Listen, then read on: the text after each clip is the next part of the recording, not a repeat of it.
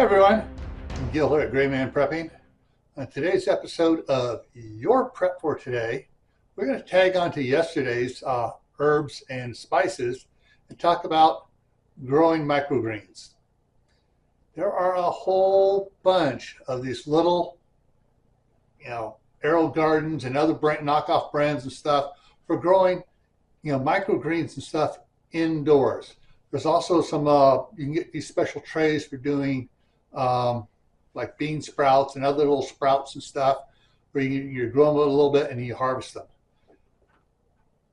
Think about experimenting with this, see if you can do it. Find out what you can and cannot grow now while food is still abundant at the store.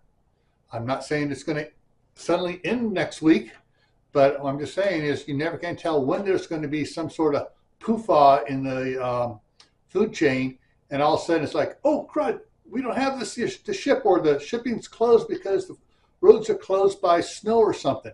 Something could happen. It happens all the time where all of a sudden, one section of the shelves at the store don't have normally what's there. They've stuffed other things in there to try to hide the fact that they would have a bare spot. So think about it, consider it, and hopefully you'll try it out. All right? Remember, stay happy no matter what life throws at you. Stay safe. Don't go out and do anything foolish.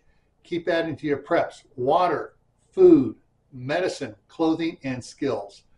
Try to add a new skill a month to your skill toolbox, all right?